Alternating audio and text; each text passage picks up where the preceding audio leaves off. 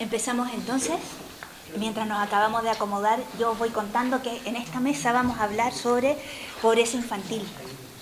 Y lo primero que quiero hacer es agradecer a la Fundación Pablo Iglesias, a los organizadores, al coordinador del curso, que haya puesto una mesa sobre pobreza infantil, que es quizás el momento inicial, al comienzo de la vida, cuando empiezan las desigualdades. Para hablar de desigualdad no podemos dejar de hablar de la pobreza infantil. No solo por el tremendo impacto y las consecuencias que tiene en términos del cumplimiento de derechos, del bienestar y del desarrollo de los niños, niñas y adolescentes que crecen en pobreza, sino por el tremendo impacto que tiene y que proyecta a lo largo de toda la vida y a lo largo de toda la sociedad. La pobreza infantil no es algo que afecte solo a los niños y a las niñas, es algo que nos afecta a todos. Uno de los estudios que hizo el Alto Comisionado para la Pobreza Infantil calculaba el coste para la sociedad que tiene mantener las tasas tan altas que lamentablemente tenemos en nuestro país de pobreza infantil. El resultado era 5 puntos del PIB, eran 63.000 millones de euros, que significa las arcas del Estado el que tener casi un 30% de pobreza infantil en nuestro país.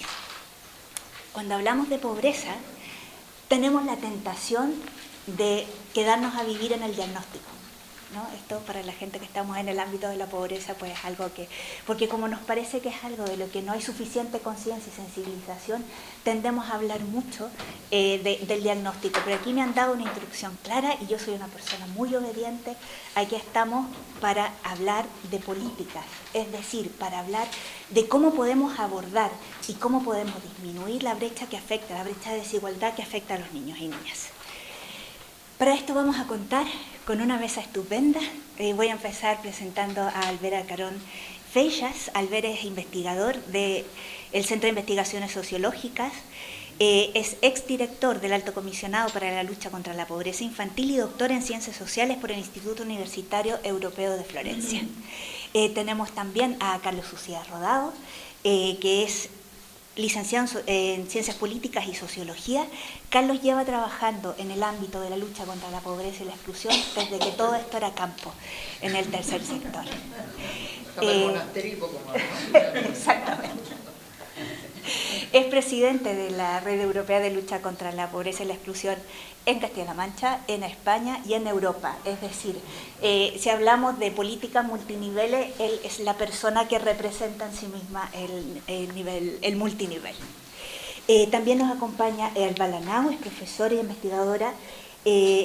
Ramón y Cajal de la Universidad Pompeu Fabra, es doctora en Política Social por la Universidad de Bristol y es una de las investigadoras más destacadas en el ámbito de la pobreza infantil. Ahora con esto tenemos el listón súper alto, tenemos un reto enorme. Tenemos que hablar de pobreza infantil y de cómo vamos a abordar la pobreza infantil sin deprimir. Estamos a la hora de la siesta, o sea, tenemos que hacerlo con ánimo y energía y además dando soluciones razonadas. Con lo cual, vamos a empezar, Alba, por ti. Y lo primero es que,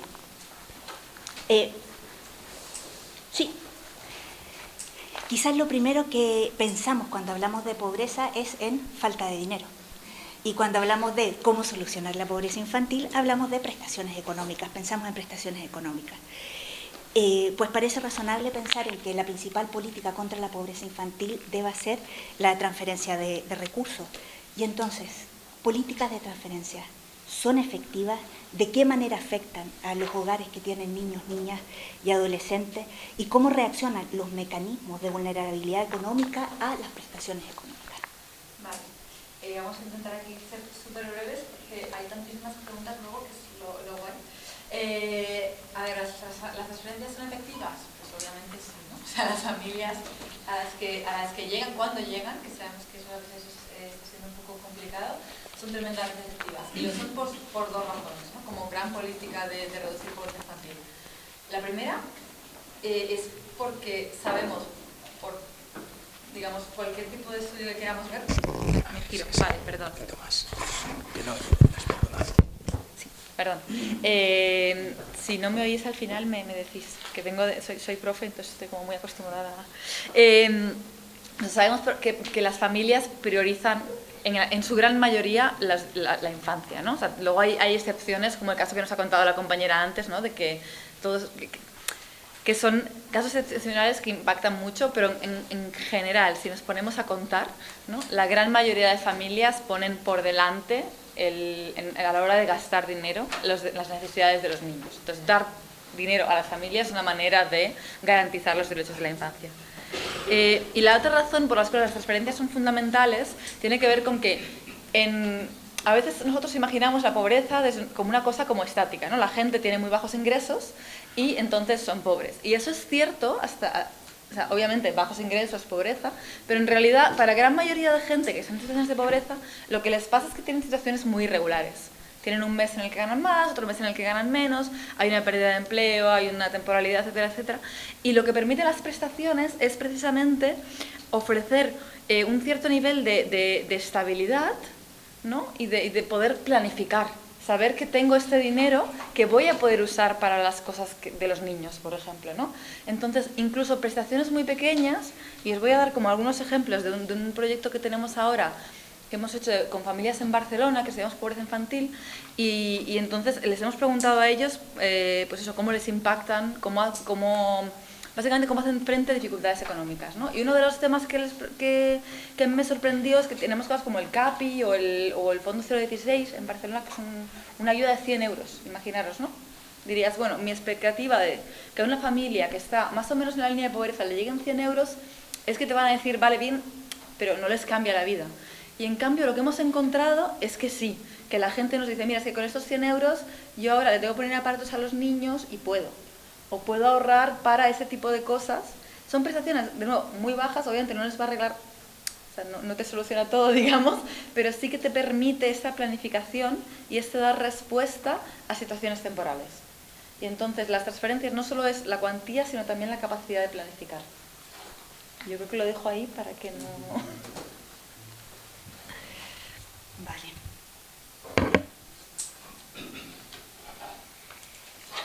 Albert, ¿estarás de acuerdo con Alba en la importancia de las prestaciones económicas? Cuando hablamos de transferencias económicas,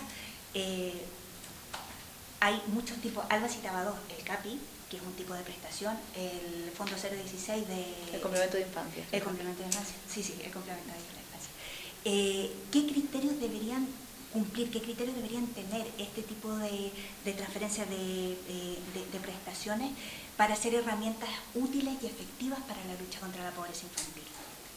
Bueno, en primer lugar, muchas gracias a la Fundación por la invitación y gracias, Gaby, por toda la organización. Y en esta, con permiso de la moderadora, me voy a ceder quizá un poco más que en las otras dos y así compenso, ¿vale? Es que aquí tenía más cosas, yo creo que... porque quería hacer una previa, porque muchas veces cuando hablamos de ayudas económicas a las familias no es fácil y creo que es un mundo bastante oscuro separar qué tipos de ayudas hay, ¿no? Y quería hacer una previa en ese sentido como para que todos lo tengamos en mente. Y básicamente, en un primer lugar, las ayudas las podemos distinguir, que hoy estamos hablando entre monetarias y no monetarias, o en especie, que también se llaman, ¿no? Monetarias estarían las prestaciones de crianza, como ha dicho Alba, y no monetarias podrían ser, por ejemplo, el acceso a primer ciclo de educación infantil o comedores escolares, ¿no? Eso es una primera clasificación. Y luego, dentro de las monetarias, tenemos dos tipos, grandes tipos, que son las que son relacionadas con la infancia, o sea, que se dan en el caso de que haya un niño en el hogar y solo cuando hay un niño en el hogar. Y luego tenemos las no relacionadas con la infancia, que pueden tener una perspectiva de infancia. ¿Cómo sería? O sea, que la cuantía es la que es, pero luego si tienes hijos o hijas, o la duración de la ayuda, o otras características de la ayuda, hay un complemento que se llama un complemento que tiene en cuenta la infancia, ¿no? Eso se encuentra en varias prestaciones, como el ingreso mínimo vital o las prestaciones por desempleo. Esa división a mí también me parece importante porque a veces pensamos que son las de infancia las que más reducen, pero en el caso español, que es una cosa única del modelo español, es que las otras prestaciones no directamente relacionadas con la infancia tienen un papel decisivo en la reducción de la pobreza infantil. Y luego, en las prestaciones a la infancia, podemos distinguir entre dos otros tipos, o sea, las ayudas, perdón, a la infancia, podemos distinguir entre prestaciones o entre beneficios fiscales o ayudas fiscales, ¿no? Las ayudas fiscales luego pueden ser entre ellas reembolsables o no, que luego lo si hay tiempo lo podemos hablar, pero que son diferentes instrumentos que tenemos para todo eso, ¿no? Por lo tanto, esas distinciones así entre monetaria, no monetaria, relacionada con la infancia, no directamente relacionada con la infancia, y prestaciones y beneficios, me parecía importante también para organizarme yo también luego la exposición. Y luego, en cómo las aplicamos, ¿no? En qué población objetivo tenemos, pueden ser focalizadas en el sentido de que intentamos que vaya a un grupo específico, realmente que tenga una situación de vulnerabilidad más alta, o pueden ser universales, donde la población objetivo es toda la población infantil. Pero también podemos tener modelos que la literatura dice que son los más exitosos, que son las que podríamos llamar universales focalizadas, ¿no? Donde tenemos una prestación para la infancia en su totalidad, que ahora veremos las fórmulas que podemos tenerla o que podría tener España, pero intentamos ayudar más a los que menos tienen, ¿no? Por lo tanto, es para todos, pero intentamos compensar la parte baja de la distribución. Yo creo que debería ser el objetivo, en mi opinión, ¿no? Luego, una segunda previa muy breve, y es que ahora, bueno, solamente para hablar de las 3 mejoras, en mi opinión, que ha habido en cuanto a las prestaciones y a la fiscalidad en España en estos últimos años. Últimamente no está muy de moda decir las cosas que se han hecho bien, pero a mí me gustaría decirlas hoy. Y es que, por ejemplo, la cuantía de la prestación por hijo cargo ha crecido un 369% desde 2018. Y ahora se llama CAPI, complemento de ayuda para la infancia, pero en esencia es el mismo tipo de prestación, y ha subido un 300% su cuantía.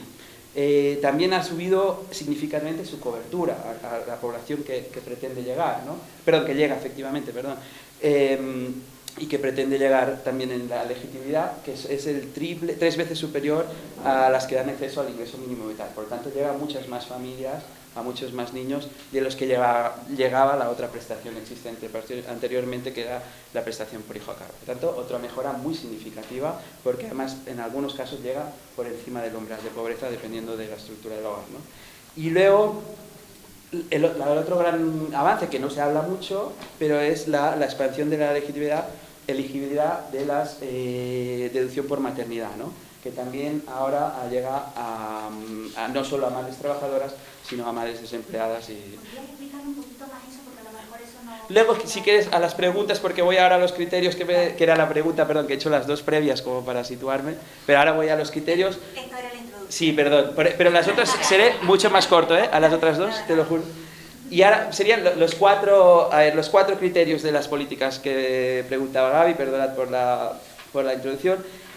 Primero, yo creo que una buena política de infancia y de pobreza, pero ahora vemos la importancia, es que las políticas deben ser claras en sus objetivos. O sea, si nuestro objetivo es mejorar la situación de la infancia, tenemos que hacer las políticas de crianza. Si nuestro objetivo es mejorar la situación de la infancia en pobreza, tenemos que hacer políticas más destinadas a la pobreza. Y eso es importante diferenciarlo, porque yo creo que en los últimos tiempos lo que ha pasado, por varias razones, es que se han mezclado los 2 objetivos, ¿no? Y eso confunde tanto al implementador como al receptor de las ayudas, al beneficiario, perdón. Y por lo tanto me parece importante. Luego, segundo punto, la eficacia, ¿no? La eficacia de las políticas. Primero es la claridad en sus objetivos, segundo la eficacia, ¿no? Hay 3... Las políticas de infancia, ayudas, en este caso económicas a la infancia, tienen como 3 criterios, ¿no? Uno es la elegibilidad, a qué población pretendes llegar, a qué grupo de niños pretendes llegar, ¿no? Y en esto vemos que algunos de los instrumentos que ahora hay no llegan a todos los niños que deberían llegar. Un ejemplo es el mínimo por descendientes, que luego, pues, si tenemos tiempo, detallaré. El otro es la cobertura, que es una vez has decidido a quién quieres llegar, si realmente llegas o no, ¿no? A estos niños y niñas, ¿no?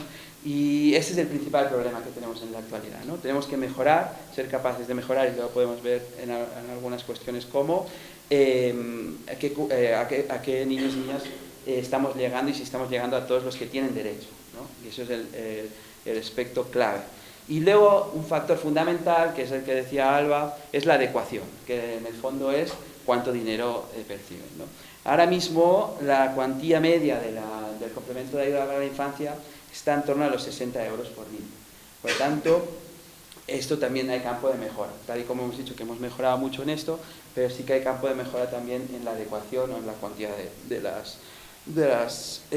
ayudas. Y luego me quería centrar en la parte fiscal, pero quizá lo aprovecho en la otra pregunta, ya que estamos, luego hablo mucho menos. Y luego tenemos la parte fiscal, ¿no? En España hay una incongruencia muy fuerte, que es que los instrumentos que tenemos fiscales para reducir la pobreza benefician más, o sea, para ayudar a la infancia, perdón, benefician más a los que más tienen ahora mismo, ¿no? Y eso va en contra es una incongruencia inasumible en cuanto a políticas públicas, porque va en contra de su razón de ser, ¿no? que es una razón de progresividad en ese sentido. Luego quería poner un breve ejemplo de Estados Unidos, ¿no? Que es un ejemplo que hemos seguido mucho seguíamos mucho desde el comisionado y hemos hablado con el equipo que lo diseñó, etcétera. Diseñaron lo que es o sea, extendieron su crédito que ellos llamaban Child Tax Credit, su crédito fiscal que tenían, y lo hicieron reembolsable, ¿no? Que esa es la idea también que en mi opinión sería buena reproducir en España con el mínimo por descendientes. Y en Estados Unidos no solo llegaron a toda la población, o sea, universalizaron su crédito fiscal, sino que además daban más a la parte de abajo, ¿no? Y los niños y niñas de los deciles más bajos cobraban por encima de $300 anuales, y luego se iba suavizando en función de la renta de los hogares, ¿no? A mí me parece que esa es la solución aceptada, pero luego lo detallaré. Perdonad, y luego hablo mucho menos, ¿eh? Se te cortará. Esto es como los debates presidenciales, vamos a ir recortando el tiempo. Bueno, hasta ahora hemos visto que una buena medida para paliar la pobreza infantil son las transferencias de las prestaciones, las ayudas económicas, que incluso cuando son pequeñas en cuantía, el efecto que tienen son grandes. Hemos visto algunos criterios, la eficacia, la elegibilidad, que tengan buena cobertura, que sean adecuadas, pero no solo de prestaciones económicas, ni de los hogares. Exactamente. Ni los hogares. Hay otras políticas que también tienen un efecto importante en paliar la pobreza infantil, aunque no, como bien decían, dentro de los primeros criterios, al ver hay políticas que benefician a los niños, aunque no estén dirigidas específicamente a la población infantil. Entre ellas están todas las políticas de empleo. Y entonces, Carlos, te quería preguntar, ¿tú qué has visto pasar también varios tipos de políticas, has visto de esto mucho? ¿Cuáles dirías tú que han sido las políticas más efectivas para paliar las políticas no de prestaciones más efectivas para paliar la pobreza infantil? Y aquí hablamos principalmente de las políticas de empleo. ¿Y cuáles son los márgenes de mejora, los principales éxitos, las lecciones que hemos aprendido, y cuáles son los márgenes de mejora que aún tenemos? Y en 4 minutos, ¿no? Claro. Muchas gracias. Yo también te quiero. En primer lugar, gracias por invitarnos. La moderadora dice 3 o 4 minutos, los ponentes entendemos poco tiempo, pero con más. O sea que, bien, primero dar las gracias por haberme invitado, ¿no? Además, para hablar de pobreza infantil, yo que a mi edad estoy más pendiente de las pensiones, ¿no? De la evolución de las pensiones, ¿no? Y demás, pero vamos, estamos en ese ámbito, ¿no? Pero bueno, y quiero hacer también tres previas, ¿no? La primera, quiero agradecer a María Luisa el esfuerzo y liderazgo que tuvo en poner en marcha la principal política social que se ha puesto en el país desde la Ley de Autonomía Personal y Atención a la Dependencia, que fue el ingreso mínimo vital, ¿no? Porque con todas las dificultades que pueda tener, con todo lo que está ocurriendo, ya está muy por encima de lo que había previamente en las respectivas comunidades autónomas. Y con algunas mejoras puede ser un elemento básico para afrontar la pobreza severa. No va a sacar ni a una sola persona de la pobreza, pero la pobreza severa la puede afrontar de una manera muy eficaz. Tenemos que mejorar y tenemos que hacer muchas cosas. Ya no voy a entrar más en el tema del ingreso mínimo vital, y aquí ya me callo en este tema. Otro elemento, y además es que se me ha ocurrido cuando habéis estado hablando vosotros dos, que creo que después de oíros hablar da ganas de decir, bueno, ya hemos dicho y para adelante, ¿no? Y es el tema de políticas fiscales. No voy a entrar en políticas fiscales, pero sí en cómo se tiene en cuenta la fiscalidad. Es necesario que todo el mundo haga la declaración de la renta. ¿Por qué? Porque nos estamos encontrando con que cuando se hacen algún tipo de deducciones fiscales o transferencias monetarias, a todos los que hacen declaración de la renta puede ser automático, mientras que todas las personas que están exentas de la declaración de la renta, que son los que menos ingresos tienen, tienen que ir a demanda. Y esto significa que se nos pierden muchos por el camino. Por lo tanto, eso es especialmente importante que lo tengamos en cuenta, ¿no? Por lo tanto, todo el mundo tiene que hacer la declaración de la renta. Es verdad que lo tenemos que empezar a pedir las entidades sociales, porque de entrada que lo empieza a pedir los partidos políticos sé que les cuesta algo. Pero una observación, en el ingreso mínimo vital, que es obligatorio hacer la declaración de la renta, más del 80% de las personas que le han hecho la declaración de la renta les ha salido a devolver. Por lo tanto, encima es un beneficio el hacer la declaración de la renta. Y ahí termino con esa previa. Y ya la última, y ya entro directamente a lo que me pregunta la moderadora. En España la pobreza infantil se mide esencialmente por la encuesta de condiciones de vida. La encuesta de condiciones de vida es una encuesta de hogares. Por lo tanto, sabemos la pobreza infantil que hay atendiendo a los padres que dicen que están en pobreza. Y entonces se divide por unidades de consumo, que no voy a entrar a decir que es una manera de disimular la pobreza y demás, ¿no?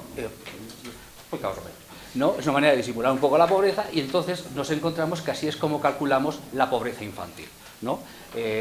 Obviamente, donde más hogares, donde más niños hay muchas más posibilidades de que te encuentres el hogar en situación de pobreza. Esto tiene que ver también con el empleo y con algunos sectores que salen en pobreza. Por ejemplo, el empleo lo tienen, por supuesto, las personas adultas. La pobreza tiene que ver en parte también con el nivel retributivo, los ingresos que tienen los hogares. Los hogares en España tienen tres tipos de ingresos, generalmente, hablando de la mayoría de la población, aparte de los rentistas, generalmente suelen ser por el trabajo, por el empleo, por las pensiones o bien por un sistema de rentas mínimas. Centrándonos en el empleo, si el empleo no cumple determinadas condiciones, no es ese elemento de inclusión social que siempre hemos dicho. Aún seguimos oyendo a algunos ochenteros o ochenteras no decir aquello de el empleo es el instrumento de integración social. Ja, eso es si tiene ciertas condiciones, si no, no lo es. Es decir, unos salarios dignos, suficientes, y unos empleos con unas condiciones laborales adecuadas y responsables, porque si no, no cumple esa función. Y no hay más. Una medida que es muy importante y que hay que seguir mejorando, la subida del salario mínimo interprofesional. Precisamente las personas en situación de pobreza son las que llegan, cuando llegan al empleo, llegan a este tipo de empleo que suelen tener salarios mínimos. Esa ha sido una medida muy positiva, muy potente, y además no se nos ha caído el cielo encima, ¿no?, por haber subido el salario mínimo interprofesional como se nos estaba planteando, que iba a ser la hecatombe, ¿no?, en este aspecto. Pues esa es una medida que hace que las familias puedan mejorar su situación y demás. Y si afinamos, hay otras medidas que tienen que ver con el empleo y son complementarias al empleo. Tenemos el mayor sector de población en pobreza, es el de las familias monoparentales. Monoparental viene de pariente, no de padre, ¿no? Pero el 80% son mujeres con hijos a cargo. Y la mayoría de estas lo que tienen no es que no tengan empleo, es que muchas de ellas lo que tienen es un empleo parcial no deseado. Es decir, que no tienen toda la jornada laboral que les gustaría tener porque están atendiendo a sus hijos. Esto significa que necesitamos medidas, ¿no?, de conciliación, medidas de atención, de políticas de cuidados, pero tenemos que profundizar en las políticas de cuidados para permitir que las personas puedan tener un empleo. Si no, estaremos haciendo un canto al sol. Por lo tanto, políticas de empleo son las retribuciones, los salarios, políticas de conciliación y luego tienen que ver con las políticas de los cuidados, ¿no? Y ya finalizando, para no alargarme más porque me estás mirando malamente y te estoy viendo, ¿no? Para finalizar, sí decir que cuando hablamos de políticas de infancia, de políticas contra la pobreza, tiene que ver un poco con lo que has estado comentando. Una cosa es hacer políticas contra la pobreza y para la erradicación de la pobreza, y otra cosa es tomar medidas o hacer políticas que palían los efectos de la pobreza, palían el sufrimiento, que están muy bien, ¿eh? O sea, que esto no significa ningún tipo de pero, como tú bien decías, hay que saber lo que estamos haciendo, porque si no, nos estamos engañando nosotros solos y podemos estar equivocando el tiro. Yo lo dejaría ahí porque si no, vamos a tener, voy a alargar demasiado, y no quiero entrar ya en los permisos de crianza, que también son muy interesantes y muy necesarios en el tema de empleo. Lo vamos a dejar ahí, que esto siempre puede salir después en el debate. Vale, hemos hablado entonces de calidad en el empleo y, perdonad, aquí voy a meter yo una cuchara. Hace hace unos años Jennifer Ruiz Valenzuela publicó un estudio sobre el efecto que tenía la temporalidad en el empleo sobre el resultado educativo de niños y niñas. Y lo que veía era que la temporalidad en el empleo, es decir, tener empleo, no poder planificar, no poder dar estabilidad a la vida laboral, tenía un efecto mayor que el paro. Es decir, que el trabajo precario tiene consecuencias muy nocivas, tanto como el desempleo. Políticas de empleo, universalización de la declaración de la renta, seguir subiendo el salario mínimo, cuidar la calidad en el empleo, políticas de cuidado. Hemos hablado de un montón de políticas. Alba, tú que llevas aquí también un tiempo estudiando varios tipos de políticas, si tuvieras que elegir, si tuvieras que apostar a dos, ¿cuáles serían tus dos caballos ganadores? ¿Cuáles serían las dos políticas en las que crees que se debería apostar? Dos o tres, ¿no? En las que se debería apostar si queremos reducir de manera efectiva y radical la pobreza infantil. Obviamente voy a dar primero la respuesta que se espera, que es la pobreza es multidimensional y es el resultado de un montón de cosas y no podemos esperar que haya una flecha mágica que vaya a solucionar el tema, ¿no? Pero dicho esto y dicho que las transferencias son fundamentales, porque al final la gente sabe lo que necesita y creo que tenemos que tenerles confianza. Para mí, si pienso en cómo atacar pobreza y un poco los dos niveles que decías tú, ¿no? Por una parte, el nivel económico de qué me salen las estadísticas, cómo reduzco la pobreza monetaria, y por otra parte, la experiencia de ser pobre, ¿no? Para mí son estas políticas que tienen un poco el doble efecto, ¿no? De garantizar directamente los derechos de los niños, pero también facilitar la conciliación, facilitar el trabajo. Y entonces, con este sentido, para mí son guarderías. Si pensamos en... O sea, uno de los principales factores que está asociado con pobreza no es solo el ser monomarental, que también, sino en muchas familias donde hay dos progenitores, pero donde solo uno trabaja. Y donde solo uno trabaja, a menudo vemos que es algo que pasa, no necesariamente inmediatamente después o sea, doy a luz, me quedo en paro, aunque también hay casos que sí, sabemos que hay todo este tipo de dinámicas, sino que con el tiempo las madres van saliendo del mercado laboral. Y las madres salen del mercado laboral cuando ven que no pueden ir a buscar al niño y ir al trabajo, ¿no? Entonces, en ese sentido, las guarderías son fundamentales para que yo pueda conciliar, y las guarderías que no sean condicionales en que yo ya trabaje, ¿no? Que en muchos casos sean exacto, entonces acabas... Porque si no se da lo que decimos este efecto Mateo, ¿no? Al final los que más se benefician son los que tienen más dinero. Y tendría que ser lo contrario, ¿no? Entonces, aquí me he apuntado una cita, porque a veces siento que cosas que os cuento yo, o cosas que me cuenta la gente de la calle, como que mola más lo que cuenta la gente de la calle, ¿no? O os acordaréis más, ¿no? Entonces, una de las entrevistas que hicimos, estábamos hablando con una familia, que son dos padres aquí y tal, y decían, mira, hoy hemos estado celebrando la guardería. Y era en plan de, que bien, ¿no? Pues que tal, y eso, ¿qué hubiera pasado si nos hubiera tocado la plaza? Porque les había tocado plaza pública.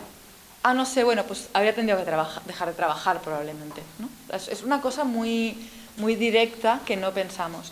Y lo mismo con la otra, así como política, que es sencilla, pero que también es como muy... A mí me parece que es como una manera de ganar muy rápida o muy fácil, que es el tema de los comedores, ¿no? Estamos garantizando alimentación, directamente el derecho a la alimentación, y eso me parece que es fundamental, sobre todo en un contexto en el que estamos ahora de inflación, que está afectando sobre todo a la parte más baja de la distribución. De nuevo, los chascarrillos de mis entrevistas, ¿no? Pero familias de 4 personas que me dicen, bueno, es que antes comprábamos 2 kilos de pescado al mes, pero ahora ha subido tanto que es medio kilo. Medio kilo de pescado al mes para 4, y tengo niños en crecimiento, claramente no es suficiente. Y el comedor escolar es una manera de garantizar la seguridad alimentaria de niños y niñas. Pero además es una manera de nuevo de conciliar. También tenemos familias en el estudio que a lo mejor el comedor escolar les ha pasado de cubrir el 100% a cubrirles el 70%, porque les ha subido un poquito los ingresos, ¿vale? Y es que ya no lo puedo tener al niño en el cole. O sea, entonces lo tengo que ir a buscar. Y si lo tengo que ir a buscar, yo solo puedo trabajar de 9:30, que lo dejo en el colegio, a 12:30, porque tengo que ir a casa a buscar la comida y a buscar al niño. ¿Sí? El comedor, o vinculándolo con lo que ha comentado antes Lucas, porque ha sido, que decía, los colegios es jornada intensiva, ¿no? Si el niño sale de trabajar a las 2, yo no puedo trabajar más allá de las 2, o sea, si el niño sale a estudiar, perdón, ¿no? Entonces, todo ese tipo de políticas que faciliten, que para mí ese es el combo mágico, ¿no? Tener los derechos de la infancia en el centro y ofrecer directamente el derecho a la salud, el derecho a la alimentación, pero a la vez facilitar que las familias puedan trabajar, porque si las familias pueden mantenerse en el mercado de trabajo, pues van a poder cubrir mejor sus necesidades, ¿no? Es como muy así. De las escuelas infantiles, pues tenemos mucha evidencia acumulada del efecto positivo que tiene sobre el desarrollo de los niños y sobre su cuidado. Los comedores escolares quizás no tanto. Y es un tipo de política que yo le llamo las políticas palancas, porque obedecen a la ley de la palanca, ¿sabéis lo que decía Arquímedes? Es decir, pongo un pequeño esfuerzo, pero usando la herramienta adecuada puedo multiplicar su efecto. Los comedores escolares obedecen a la ley de la palanca, es decir, es una política que parece modesta, pero que puede tener efectos e impactos muy importantes y de una gran magnitud sobre el bienestar de los niños y de las niñas, y además sobre su familia, sobre el empleo. De hecho, tiene un efecto. En Suecia se ha hecho un estudio transversal, longitudinal, en el que se ve el impacto en el largo plazo de ingresos en la vida adulta de aquellos niños que pudieron ir a comedores escolares, que beneficia incluso a clase media, pero evidentemente a los niños pobres su efecto era muchísimo mayor. Carlos, si te hiciera la pregunta a ti, ¿cuál es tu apuesta? ¿A qué política crees tú que deberíamos poder apostar para ir tejiendo esta malla de políticas para luchar contra la pobreza infantil? Voy a comentar un tipo de política que yo creo que últimamente no se está hablando nada de ella, vivienda. Bueno, acaban de venir de una vez. El gran desconocido de la vivienda. No, pues vamos a ver, el tema de la pobreza en general y la pobreza infantil en particular, tiene una tal correlación con el tema de la vivienda, ¿no? De la habitabilidad, del tipo de vivienda, del tener vivienda. Hay que tener en cuenta que la mayoría de las familias en pobreza, las familias en pobreza suelen estar más viviendo en alquiler que en propiedad, ¿no? Más que las familias que no están en situación de pobreza.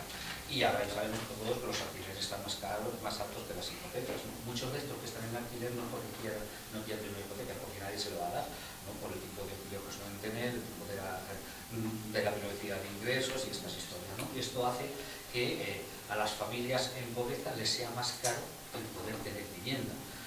Pero no está solamente el tema del acceso a la vivienda, sino también está el tema de los suministros de la vivienda, ¿no? Y ahí necesitamos unas políticas de garantía de suministros. Sabemos que hemos tenido pues, el bono social y esto, ¿no? que están bien, pero esta no es la solución.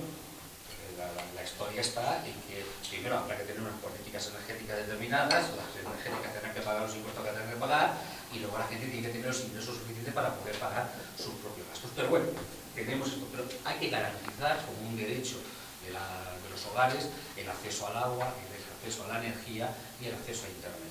En estos momentos ya se han convertido esas tres cosas. Hasta ahora hablábamos de energía y hablábamos de agua. Lo del tema de Internet yo creo que ya no queda ninguna duda después de la pandemia y de la que estamos viviendo en estos momentos. Por tanto, hay que garantizar ese tipo de derechos, ¿no? Luego, hay partir de que las familias, antes se comentaba que lo que más protegen es a los niños. Hay un estudio de la Universidad de Viena en donde hicieron un estudio sobre cómo se reparte la pobreza dentro de la familia. Es ya muy antiguo, posiblemente habría que actualizarlo, ¿no?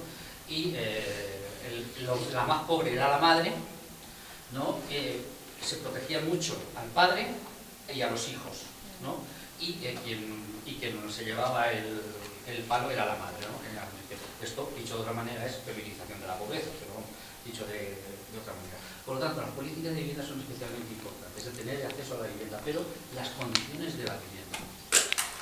Mirad, a una habitación de 20 metros cuadrados, a una familia pobre le va a costar mucho más dinero calentarla o enfriarla a una familia rica. por un sencillo razón, porque posiblemente el hogar va a estar mucho peor adecuado o acondicionado, va a ser mucho más ineficiente. Pero es que los electrodomésticos, si los tienen, van a ser mucho más ineficientes que los de las familias acomodadas. Por lo tanto, al final, ser pobre sale muy caro. O sea, verdaderamente ser pobre, vivir en pobreza, sale tremendamente caro. Todo te cuesta mucho más, ¿no?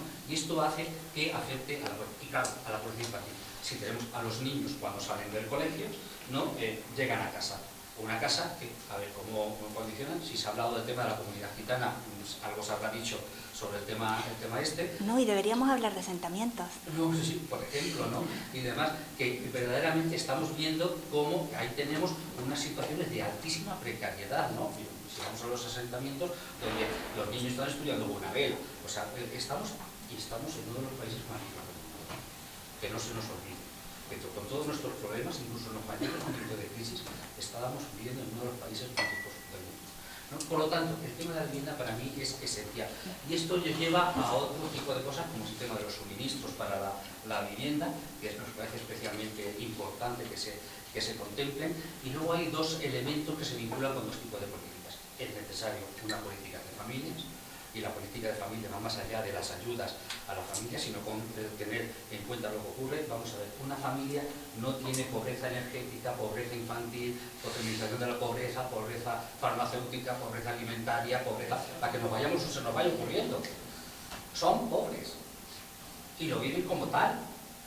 Por lo tanto, hay que mirarlo en su conjunto. Otra cosa, que las administraciones nos tengamos que organizar como obviamente sepan y puedan para hacerlo, pero la familia vive esa situación entera, única, y eso genera problemas, por ejemplo, de salud mental.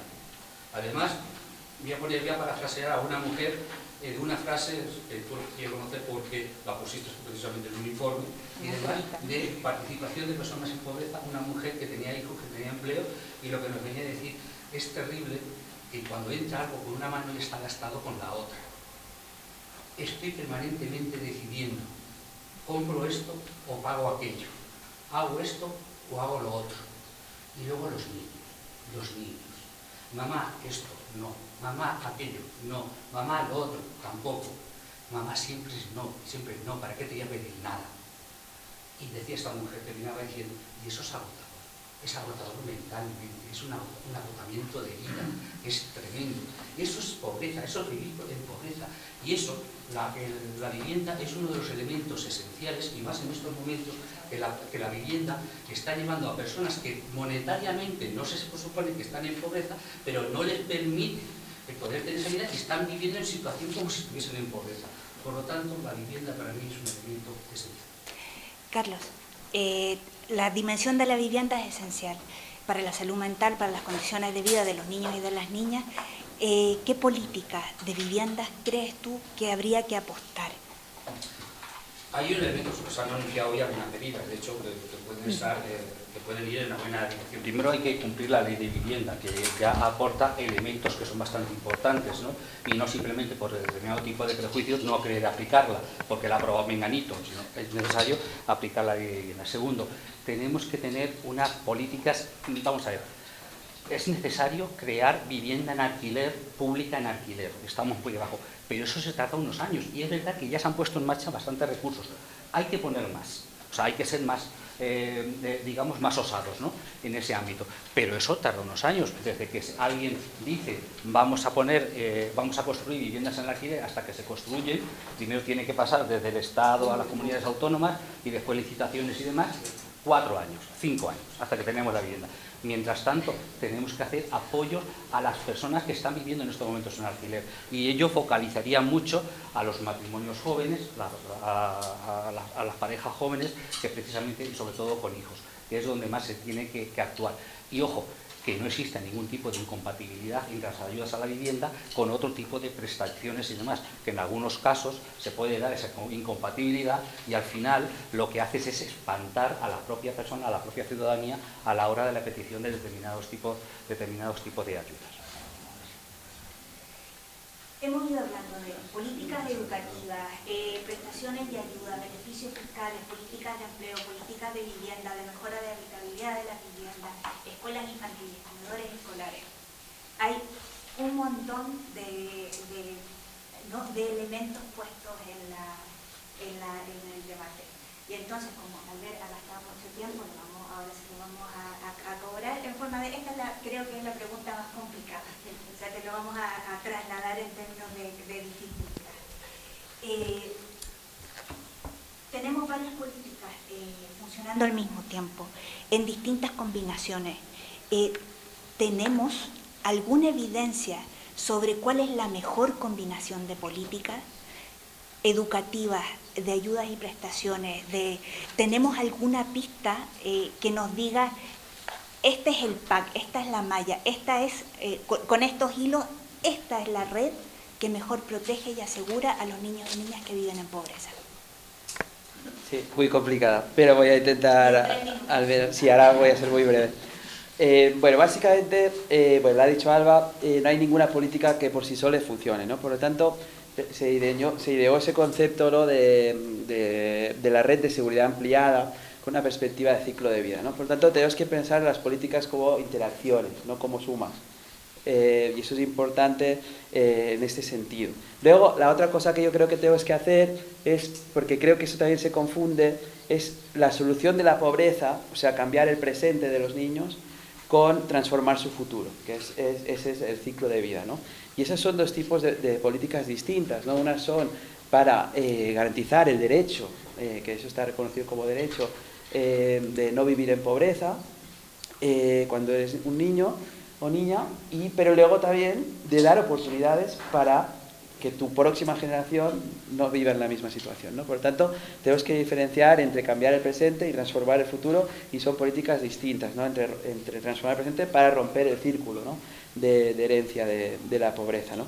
Y luego yo creo que la combinación tiene que tocar en los tres campos donde hemos estado hablando ya, y no me voy a repetir, pero en sí en general, ¿no? Tenemos que tocar la predistribución, o sea, toda la injusticia del mercado laboral, que es mucha en España, y esto en una red ampliada de seguridad, esta es una política. Resolver la predistribución de los ingresos y la injusticia de muchos temas de mercado laboral, como sean los salarios y las características de algunos sectores de la producción, etc. Y luego tenemos que actuar también sobre la redistribución, que hemos hablado sobre prestaciones y en especie o en cuantía, en monetarias, y también sobre el consumo, que es el otro tema importante, ¿no? Porque a veces es el que se nos suele olvidar, ¿no?, cuando hablamos, pero al final tenemos, o sea, la vivienda es un ejemplo clásico también en ese sentido, ¿no? De nada sirve una buena prestación monetaria de 200 euros al mes, de nada sirve si todo es carísimo, ¿no? Y esto es un problema que lo hemos visto ahora con las crisis y las guerras, ¿no? Tenemos que tener también políticas en el campo, en el lado de que tengan en cuenta el consumo de las familias, ¿no?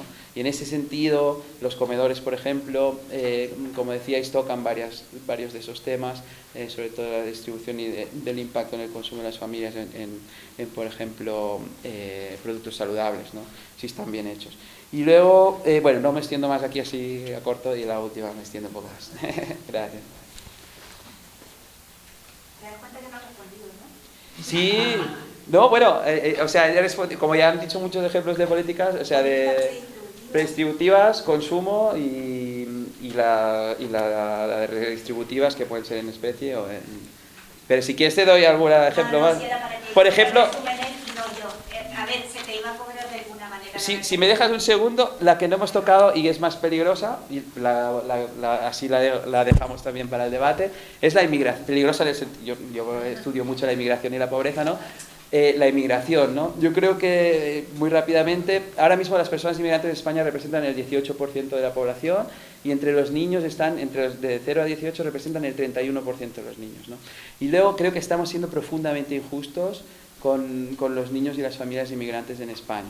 Están en nichos de mercado muy precarios, con situación de irregularidad muchas veces, y esto es un elemento clave para rebajar la tasa de pobreza infantil en España, dar derechos y condiciones laborales óptimas a estas familias que están en sectores productivos muy precarizados y con situaciones de semiesclavitud incluso en algunos sectores rurales. Y cuando hablamos de tendemos a pensar, cuando hablamos de nichos de mercado especializados y de la discriminación y el racismo, tendemos a pensar en los inmigrantes, que son el 18%. No voy aquí a tener que recordar que además una de la población especialmente vulnerable ante la pobreza es el pueblo gitano, es la población gitana, que el próximo año celebramos 600 años de la llegada de los gitanos por la colonia de Aragón. 6 siglos después siguen estando en condiciones de inclusión mucho más precarizadas que el resto de la población general. En el caso de la población infantil, el 89% de los niños y las niñas gitanas viven en pobreza. Yo trabajo para Fundación Secretariado Gitano, así que esto era de obligado, claro, esto lo tenía que decir. Carlos, de hecho, esta iba para ti. Estamos hablando de grupos prioritarios de niños y niñas, de niños migrantes, de niños y niñas gitanos, que son niños y niñas, y es población que sufre dobles, triples, múltiples discriminaciones. Afectan estas creencias en torno a la pobreza y en especial a la pobreza, a estos grupos especialmente vulnerables, a la forma en que pensamos y que implementamos las políticas públicas. Sí, o sea, si quieres una respuesta, ha sido corto. Sí, más corto no puedo ser, ¿no? Pero además, explicándolo un poco, ¿no? Mirad, la pobreza actúa como una especie de acelerante o intensificador de cualquier elemento que sufre una persona de discriminación. Es decir, si una persona es inmigrante, no se le va a tratar igual si es pobre que si es rico. Si una persona gitana, no se le trata igual si es pobre que si es rico. Aunque exista el elemento de discriminación en el fondo, pero el trato no es igual, ¿no? Y demás. A una persona discapacitada, LGTBI, lo que se os ocurra, da igual, no tratamos igual a los pobres que a los ricos. No, lo vemos de manera... Esta definición de aporofobia es algo que está muy claro y está muy metido en nuestra sangre.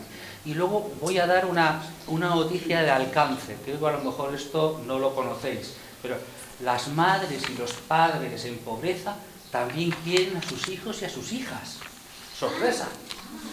E incluso a los adolescentes. También los quieren. Ahora os explico por qué digo esto. Las madres y los padres en pobreza quieren lo mejor para sus hijos y sus hijas y desean un futuro mejor para ellos que del que han tenido ellos. Eso también ocurre, ¿eh? Y al igual que en la mayoría de los padres y madres no pobres, la mayoría de los padres y madres en pobreza no necesitan ningún tutorial para ver cómo tienen que criar a sus hijos y a sus hijas. Y esto va para todos los listos y listas que dicen en qué tienen que gastar su dinero, en cómo tienen que criar a sus niños, en qué tienen que hacer y que lo saben todo de ellos. Cuidado con eso. Así que cuidado con eso. ¿Con esto qué quiero decir? Cuidado con volcar en la legislación, en las medidas y en la atención a las personas en pobreza ningún tipo de moralina decimonónica. Que eso nos tendemos mucho a ello y tenemos una gran facilidad. Cuidado con utilizar la necesidad básica de las personas para chantajear acciones sociales.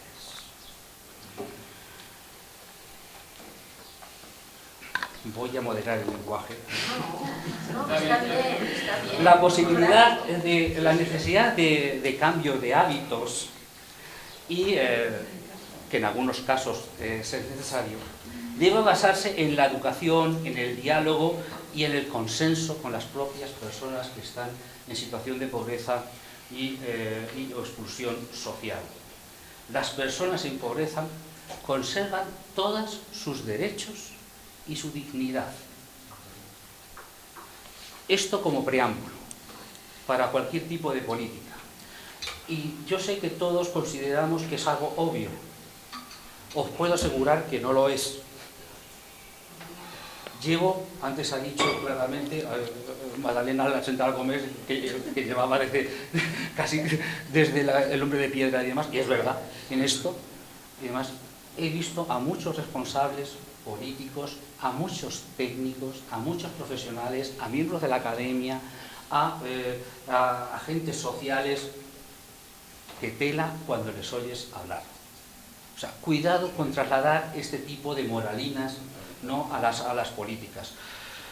El ingreso mínimo vital, en una de las primeras versiones que había, no se libraba de ello.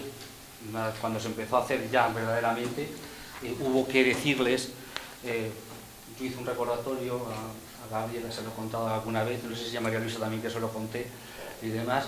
En mi pueblo, cuando era pequeño, había un señor que pedía en la puerta de los comercios, se llamaba Pititín, y la gente le daba 2 reales, la mayoría de vosotros no sabéis lo que es, pero vamos, era nada, unos céntimos, y le decían, y no te lo gastes en vino.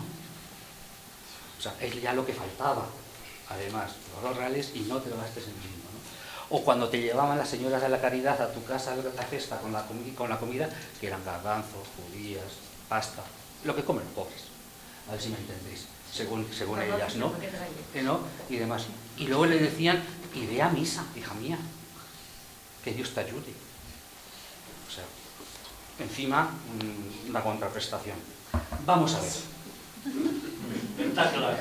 Stirling, que es Premio Nobel de Economía, que sabe algo de esto, nos dice que el 90% de las familias y las personas que nacen pobres, hagan lo que hagan a lo largo de su vida, morirán pobres. También nos dice que el 90% de las personas que nacen ricas, aunque no tengan ningún mérito a lo largo de su vida, morirán ricas.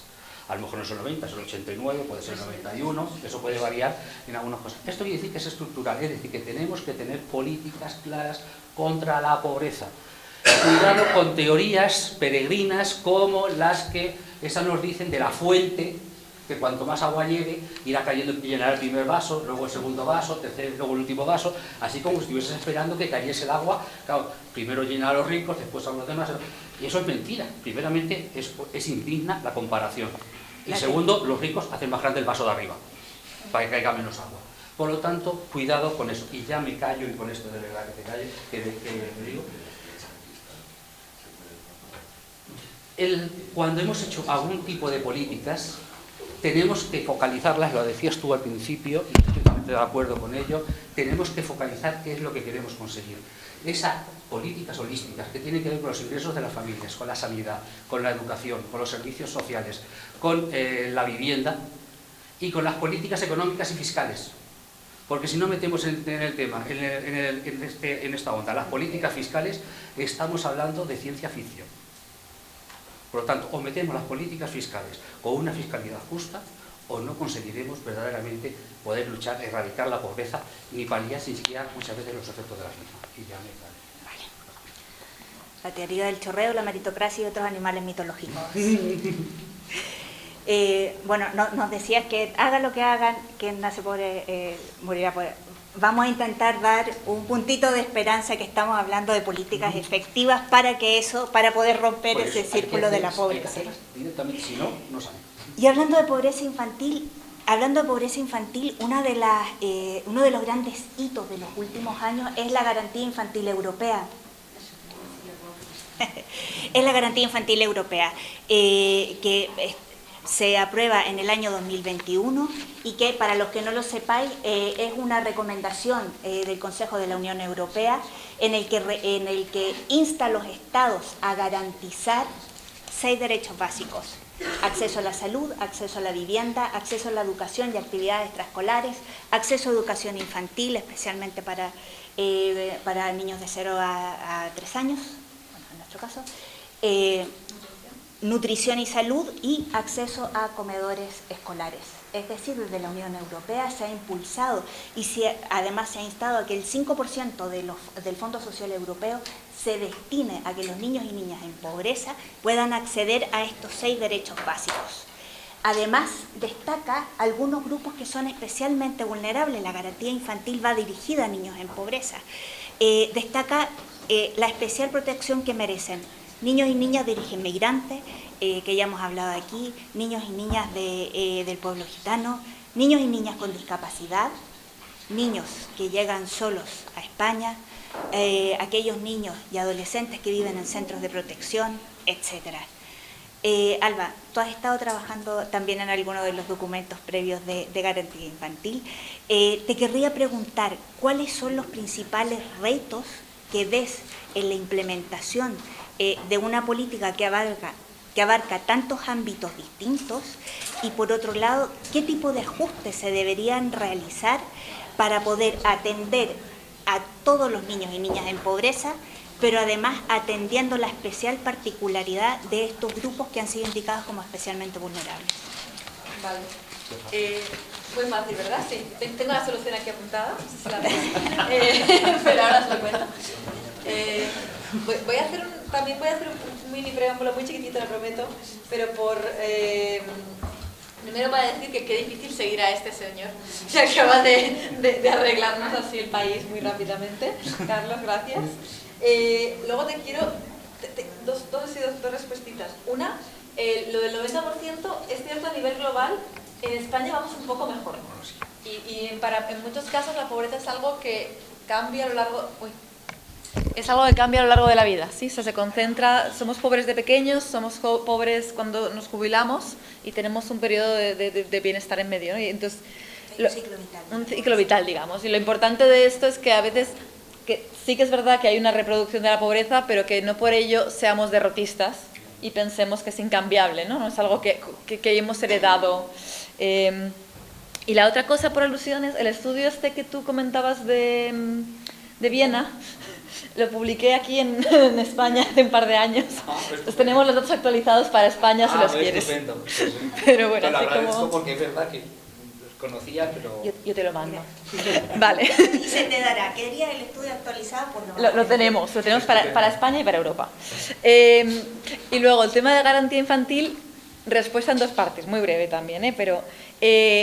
hay una parte de las políticas que obviamente son las mismas. O sea, si tú pones un comedor escolar, pues le va a llegar el comedor escolar al niño Roma y le va a llegar al niño con discapacidad. Entonces, hay políticas que obviamente son políticas universales que tenemos que priorizar, que son para todos. Pero sí que es verdad que hay grupos que tienen, por una parte, necesidades especiales y por otra parte, que responden distinto a la misma política. O sea, la misma política no te va a servir de la misma manera para todos. Y entonces, he hecho mi top 3 que hice cuando estábamos preparando el estudio de la garantía infantil, que seguro que, no sé, se puede argumentar que hay otros grupos más prioritarios, pero yo tengo mi top 3 y lo justifico, os lo vendo, y luego veis si me lo compráis o no, ¿no? En el 1 tengo ahora mismo el pueblo gitano. Sabemos que es una parte muy pequeña de la población, es un 1% en España, ¿vale? Pero es un pueblo con el que tenemos una deuda histórica, como muy bien ha dicho Gaby. Pero aparte de eso, la razón por la cual ha saltado a mi top 3 es que creo que es un ejemplo fantástico de éxito. Y esto, yo cuando escribí esto, cuando me paré esto, no sabía que Gaby trabajaba en Secretariado Gitano, lo prometo, pero una de las políticas que hemos visto que es súper eficiente para reducir fracaso escolar es el programa Promociona, que utiliza que promueve el Secretariado Gitano, y es un ejemplo fantástico de cómo no sabemos cómo reducir fracaso escolar, ¿no? En España tenemos uno de los datos más altos de fracaso escolar en Europa. El pueblo gitano está particularmente afectado por ese abandono temprano y, sin embargo, el programa promocional creo que tiene un 40% o algo así de continuación, o sea, de éxito, que es una barbaridad porque estamos partiendo de prácticamente un cero, ¿no? 4 de cada 10 niños van a acabar en educación superior. Entonces, yo creo que es un ejemplo fantástico de cómo a veces políticas adaptadas a estos grupos con la experiencia que viene del propio grupo son las que realmente hacen la diferencia, ¿no? Porque estos niños están accediendo también a todas las otras políticas que tenemos y esas no están sirviendo. Entonces, cuando ves que hay una política además evaluada, que esto es como un milagro en España casi, que funciona y tal, a por ella. Entonces, idea número 1. Idea número 2, o grupo número 2 que tengo así, que son todos los niños que están institucionalizados. Y esto obviamente incluye a mucha población de origen migrante, que ha venido jóvenes, menores no acompañados, pero también otros niños que están institucionalizados por muchas otras razones, por complejidades familiares, por lo que sea. Entonces, ahí tenemos un problema que lo dicen todas las organizaciones y que no viene de nuevo, pero que creo que, bueno, hasta que encontremos la manera de solucionarlo quizás, ¿no? Que es, cumplen 18 años y se acaba todo. O sea, es gente que está, ¿no? Son niños que han estado ahí y tal, que han estado recibiendo pues, un cierto apoyo educativo, que a veces, sobre todo, si han llegado tarde, esto puede que no hayan terminado ni siquiera la educación, ¿no? Que han tenido un acompañamiento y de golpe eso se acaba.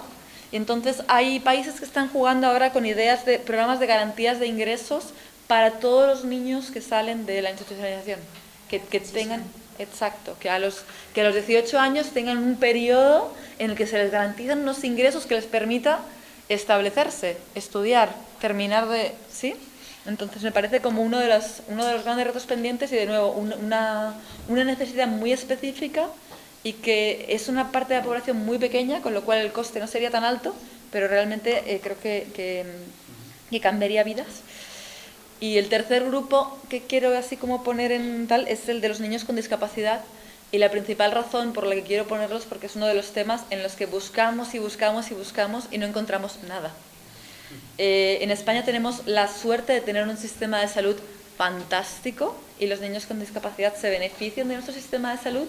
Ahora hay las ayudas también de cuidado, que también han hecho mucha diferencia, pero no hay nada más. Y todo lo que tiene que ver con los gastos adicionales de la discapacidad, que son muchísimos, pero también con la necesidad de garantizar derechos a esos niños más allá de la supervivencia, digamos, también es una gran asignatura pendiente. Y entonces ahí es otro caso en el que tenemos que pensar en que las necesidades son diferentes. O sea, no solo que respondan diferentes, sino que hay necesidades diferentes que tenemos que priorizar, ¿no? Entonces, para mí, la garantía infantil tiene mucha potencialidad porque hay muchísimo dinero para poner en esto. Cualquiera de vosotros que esté en el ayuntamiento, por favor, pedid el dinero de la garantía infantil, que no se quede ahí. Pedid ayuda para cómo gestionarlo, porque realmente tiene muchísimo potencial.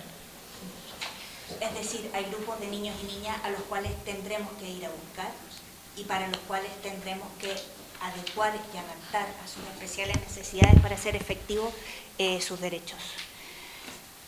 Albert, para finalizar, y te quedan 50 segundos para responder tu última pregunta. Lo decía Alba a raíz del programa Promociona, que es un programa evaluado, y esta es una experiencia, el contar con evaluación, con evidencia de calidad sobre la efectividad de los programas no es algo tan común en nuestro país, aunque es cierto que ahora se están impulsando varias iniciativas que van a buscar precisamente esa evidencia. Un aspecto fundamental para poder medir el impacto de una política es saber de qué manera va a afectar a la pobreza infantil. Pero no sé si lo sabéis, la pobreza la medimos con varios años de retraso. Es decir, cuando sale la encuesta de condiciones de vida y damos los datos sobre pobreza y sobre pobreza infantil en España, en realidad la encuesta se hizo el año anterior, es decir, la que salió este año, la encuesta se hizo el año 2023 y se preguntó tanto a los hogares como a la agencia tributaria sobre el 22. Es decir, en el año 24, esto lo solemos decir así, claro, miramos por el espejo retrovisor, es decir, ¿cómo podemos ir midiendo los cambios que se va implementando en ingreso mínimo vital? ¿Cómo podemos ir implementando los cambios que ahora estamos haciendo en algunas políticas públicas? Pues tendremos que esperar algunos años, y esto para la discusión pública, y lo que decían en la mañana, ¿no? En los debates y las conversaciones que tendremos durante el verano, a veces es difícil justificar que una excelente política que acaba de salir, sus efectos no los podremos ver hasta pasados un buen tiempo. Albert, solucioname esto. En 50 segundos. Vale, pues construyendo sobre lo que acabas de decir, 4 problemas y 3 soluciones, a ver si me da tiempo. Bueno, 4 problemas cortos. Sí, el problema del qué y el cuándo, ¿no? O sea, no sabemos muy bien qué medimos a veces en cuanto a la información disponible y cuánto retraso llevamos en la medición, ¿no? Que lo ha dicho Gaby, pero buenas noticias que también la encuesta de CV ahora está dando datos en febrero cuando antes los daba en julio, que yo creo que también tenemos que dar las cosas buenas que pasan, que eso es positivo, ¿no? O sea, por lo tanto ya se ha reducido un poco esa distancia. Luego, el dónde, ¿no? El dónde está la pobreza, porque hasta hace muy poco en España no sabíamos dónde estaba. Y esto es una cosa que, bueno, que muchas personas han intentado mejorar, pero el alto comisionado hizo una iniciativa que era el mapa de la pobreza infantil por distritos y por secciones, que era la primera vez que se hacía en España. con más de 10.000 distritos, donde podíamos saber dónde exactamente estaba esta pobreza e intentar afinar mucho más las políticas y medir también luego su impacto territorial, ¿no? Que eso es un gran tema olvidado. Ahora mismo, con esa encuesta, no sabemos qué tasas de pobreza infantil tienen algunas comunidades autónomas. O sea, no lo podemos saber con exactitud. O sea, todavía queda mucho campo de mejora. Luego el quién, ¿no? Todos los temas de los grupos vulnerables, que eso, de mayor vulnerabilidad, que eso, la garantía infantil, me parece un instrumento maravilloso para ello. Y luego el cómo. Y eso es lo que me voy a detener, que es lo que he preguntado, que era el tema de que en España implementamos políticas y no sabemos si funcionan, hasta dentro de 1 año y medio. Y eso a nivel político genera mucho desgaste, ¿no? Porque al final, ahora mismo se está criticando una política como la prestación por hijo a cargo, el CAPI, ¿no? El complemento de ayuda a la infancia, cuando los datos que está manejando la gente que lo critica son del mismo año donde se implementó.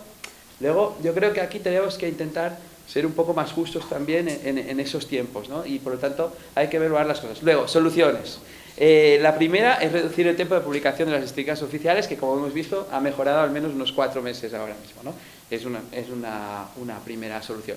Vamos al INE a seguir en esa senda. La segunda solución, aumentar el uso de datos administrativos. Nosotros desde el comisionado conseguimos, ¿no?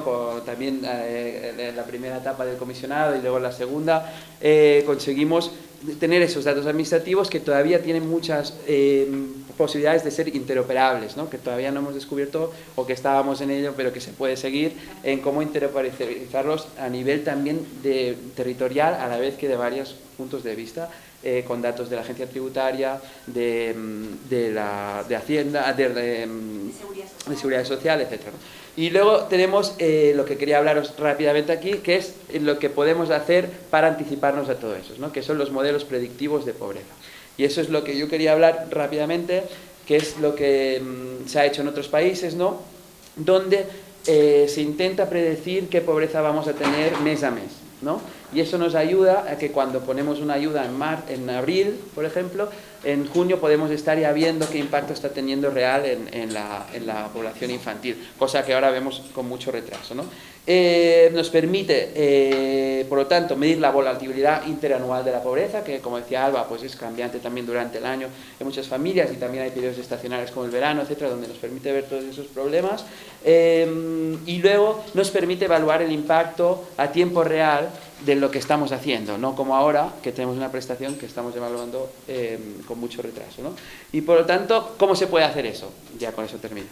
Pues hay unos modelos que se pueden hacer, en España es posible hacerlo también con datos administrativos porque encuestas no permiten, que es primero estimamos o hacemos una estimación de cuántos ingresos tienen las familias al mes, que hay varias asunciones que se pueden hacer con los ingresos anuales y podemos tener unos ingresos mensuales que podemos predecir con las encuestas que hay ahora mismo disponibles, ¿no? Y una vez hecho eso, se escogen 12 factores, en el caso de Estados Unidos, pero aquí podríamos ver cuáles funcionan mejor para nosotros, que son 12 predictores claves de la pobreza, donde los que intentaríamos tener información mensual. Por lo tanto, cada mes, con datos administrativos de la Seguridad Social, que no me volvía a salir, de otras agencias del Estado, podríamos configurar una serie de predictivos mensuales que, aplicados a esa base que teníamos mensual, en su variación veríamos o predeciríamos con 2 semanas de retraso al mes, cuando acaba el mes, 2 semanas de retraso, tendríamos el mes anterior, ¿no? Con la variación de esos factores relacionados con la pobreza infantil, predeciríamos la pobreza del próximo mes. Y eso nos permitiría, cuando metamos una solución ahí, ¿no? Como puede ser una política, ver el impacto, o sea, intentando aislar los otros factores, el impacto que tiene eso. Y eso es un poco lo que yo creo que a nivel de medición podríamos plantearnos en España. Yo creo que si algún grupo de investigación se anima o entre todos de intentar llevar a cabo esta predicción de la pobreza que nos ayudaría a salir de este bucle en el que estamos ahora. O sea, podemos pasar de saber los datos de pobreza infantil cada 2 años a adelantarnos a saber, a estimar un dato de pobreza infantil a 2 meses. Estamos aumentando algo de Quería preguntar a ver si nos dice estos factores que son. Sí, porque ha quedado muy abstracto. Sí, perdón, que no he dicho la lista entera de... No, pero empleo, ¿no? Sí, había el tema de mercado laboral, que había 2 o 3 factores relacionados con cómo cambian los tipos de... Son factores agregados, que, o sea, esto... y que eran 12 Sí, no, y que tiene, por ejemplo, la datos seguridad social, administrativos. del tipo de contratos que hay, el número de afiliados, todo esto, se podría poner en el modelo, cuando también el género, el sexo y el origen inmigrante o no, y esos eran como 6 o 7 y luego había como 5 más, relacionados con temas de mercado laboral sobre todo y de características sociodemográficas de la población, donde metías, luego quizá en España se habría que ajustar un poco al modelo al de Estados Unidos por distintas razones de características españolas, pero eso sería un poco la idea. Es posible. Sí, es posible, sí, sí. Y además yo creo que tenemos mejores datos que ellos si usamos las administrativas, porque ellos lo hicieron todo con encuesta que tenían cambios mensuales. Bueno, además, ya que se hace el esfuerzo tecnológico de poder hacer toda esa combinación de cosas, que aproveche para crear la ventanilla única y no me harían a las personas pobres dando la de un sitio para otro para ver si le dan alguna ayuda, aparte de la investigación que se ocupe también. Que... Eso seguro. Vale, porque sí, ahora vamos a pasar al debate. Tenemos más o menos una media hora, o sea que hemos dejado varias pelotas votando, o sea que vamos pidiendo palabras. Aquí hay una que venía desde hace rato, aquí ya veo 3, aquí el primero, 2, 3. Hola, buenas. A ver, como decía un filósofo aragonés, lo breve es bueno, 2 veces bueno, y voy a decir muchas cosas, pero voy a intentar sintetizar. Respecto a lo que decía Carlos, de las moralinas a las personas pobres que no tienen ingresos, que se les da, por ejemplo, una limosna, en el Paseo Independencia de Zaragoza había un hombre que estaba en la calle viviendo. Y yo, por ejemplo, me metía en mar de unos amigos y cuando le daban algo de dinero, muy poco, lo que hacía automáticamente era ir al bar y echar a la tragaperras. Claro, yo pienso que ese hombre tendrá algún tipo de problemas de salud mental, podría ser politoxicómana, cualquier cosa, pero esa persona necesita los servicios sociales. Entonces la limosna es siempre la respuesta de la derecha, darles limosna. Yo creo que había que hacer es a esa persona que está ahí ayudarle, pero darle limosna no es lo más correcto, aunque no sea una moralina, ¿vale? Otra cosa es la pobreza infantil. Hay una cosa que me preocupa mucho. Por ejemplo, hay un anuncio ahora mismo que está por las que es el miedo a la nevera vacía de los niños, para promocionar las... El miedo a la nevera vacía. Sí, para promocionar los comedores escolares. Entonces, yo quería quitar un mito. ¿Me podrías contestar cuál es en realidad la diferencia entre la ayuda que le dan a una persona que tiene un niño y está en el umbral de la pobreza a la misma ayuda que le pueden dar a una persona que es inmigrante? Luego, hay una cosa que me gustaría mucho recalcar y es el tema de las personas, las mujeres que tienen violencia machista con hijos. Yo creo que una buena idea para esto sería que les dieran vivienda protegida. Por ejemplo, en Inglaterra creo que hay un programa que si tú tienes un niño y eres mujer, te dan un piso automáticamente. Entonces, haría una línea de priorización para que las mujeres con violencia machista y que tuvieran que vivir con sus hijos se les diera este tipo de ayudas, que no sé si se dan ya, y que se les diera prioridad en empleo protegido. Y ya por último diré una cosa que me lo personalmente. Yo tengo un problema de salud mental y hasta los 38 años no trabajé. Pero cuando no trabajaba, no podía trabajar porque estaba malo. Como estaba malo, tampoco podía estudiar. Como no podía estudiar y estaba malo, tampoco podía trabajar y por tanto no tenía experiencia. Y era como la pescadilla que se muere la cola.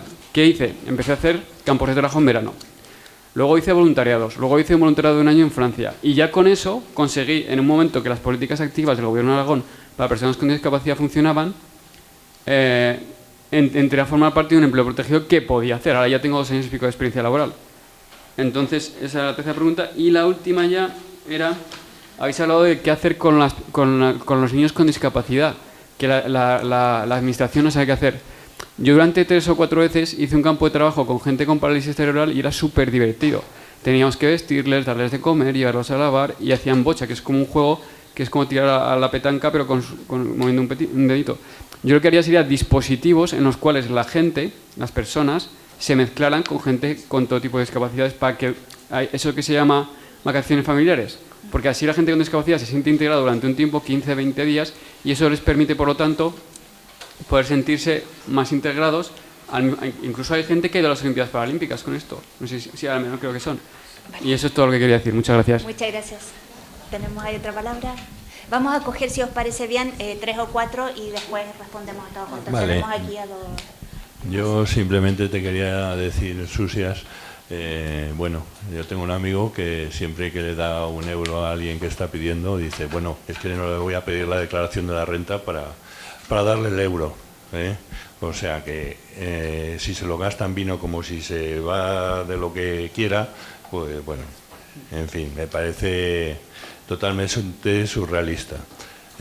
Bueno, eso viene a colación de que tenemos en España una organización que se supone que está adscrita a la Iglesia Católica, que es Cáritas, que de alguna forma es la que mueve del orden de entre 12 y 13 millones de gente en exclusión social. No sé si estoy de acuerdo con las cifras, pero bueno, tú lo sabes mal. Bueno, en ese sentido, pero evidentemente es que todas estas políticas de pobreza infantil y tal, pues también están incluidas en la exclusión social que de alguna forma se produce por la pobreza. Es la porofobia, es el rechazo al inmigrante, el rechazo al gitano, porque también tiene una cultura propia, la aculturación de la población gitana en favor de la población paya. Entonces, pues bueno, es que hay muchos problemas ahí mezclados y de alguna forma yuxtapuestos unos sobre otros, y que de alguna en fin, que hay que tenerlos todos en cuenta, porque la gente no está ahora me pongo el gorro de gitano, o ahora me pongo el gorro de inmigrante, o ahora me pongo el gorro de no sé qué. La gente es uno solo y bueno, pues ahí es necesario actuar sobre ello.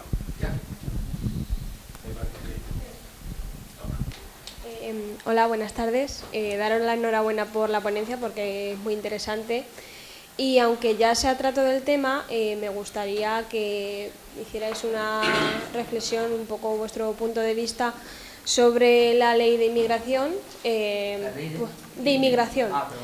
Porque pienso que es verdad que estamos bueno, no sé hasta qué punto estamos sensibilizados con la pobreza infantil, pero pienso que no sabemos hasta qué punto afecta la pobreza a las personas que se encuentran en situación irregular en nuestro país, y afectando evidentemente también a niños, y derivando en otro tipo de problemáticas sociales que son multidimensionales. Y aparte de eso, pues también poner en valor la ley, la ILTP, que está en el Congreso, para regularizar a los inmigrantes que llevan más de 4 años, me parece, en España. Y pues nada, saber un poco vuestro punto de vista. Gracias.